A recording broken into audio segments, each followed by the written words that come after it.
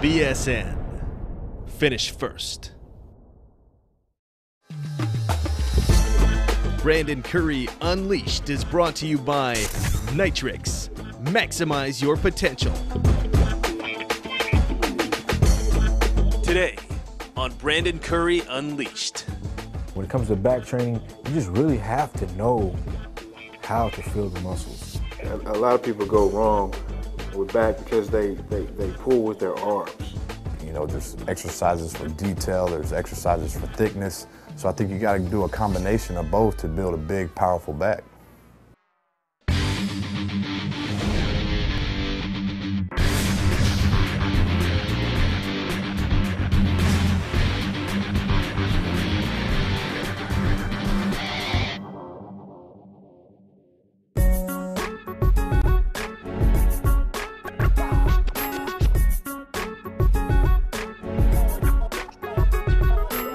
Back training is my favorite.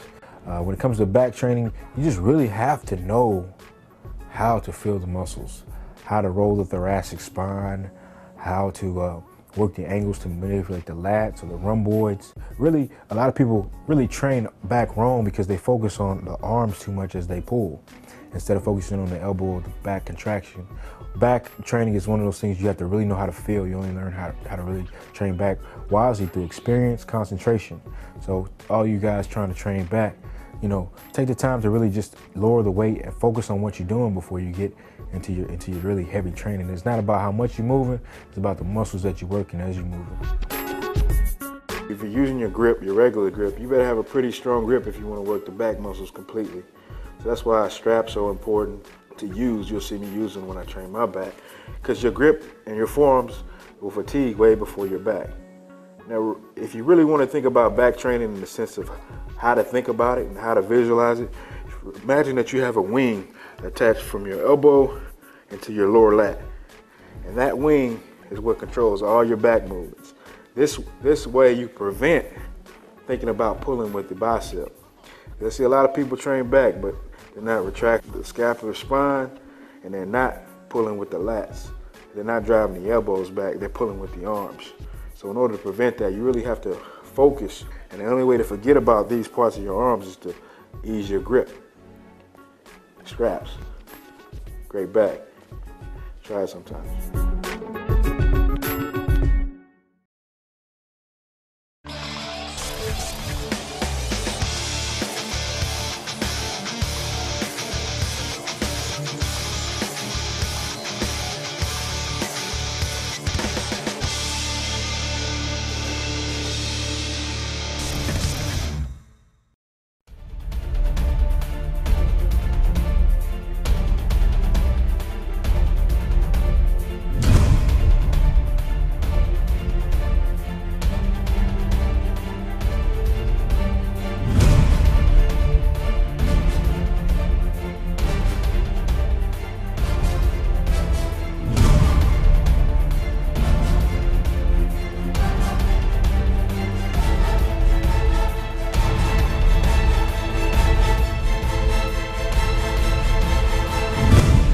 Nitrix. Get yours now at bodybuilding.com. You know, some of the secrets or some of the tips that I would advise you to do is just, it's a big muscle group. You know, it's the biggest muscle group on your upper body, composed of 7 different muscles. And when it comes to back, it's kind of like leg training.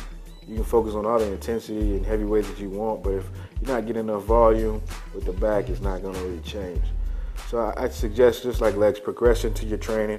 You know, let it have a peak in the middle and let it taper off with some easier exercises towards the end. You know, whenever you can do crossover work, like I used to train back and then deadlift the other day, the next day with hamstrings, that's always like a killer combination, because you're kind of sore already and you let all that weight hang from your frame, and your back tends to love it. So, you know, it's different combinations of things. You can work back pretty frequently. And I mean, when you think it's done, it's probably not. Back is one of those muscles that kind of need to be murdered in order to really grow, because I don't think people really know how much training it takes to actually develop a good back. When it comes to maximizing your workout, you know, there's a couple things you have to really focus on. You got to make sure your time in the gym is constructive. You got to make sure you're not burning too many calories in the gym, and if you are in the gym for a long period of time, you have to replace those calories. So volume aids is one of those things that gives you the advantage. You can take it during your workout, and it basically gives you a bump, basically sets you ahead of the class in that recovery process.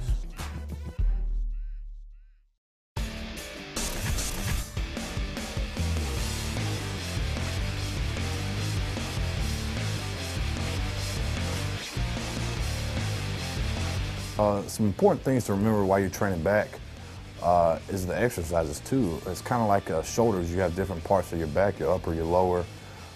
You know, there's exercises for detail, there's exercises for thickness. So I think you got to do a combination of both to build a big, powerful back.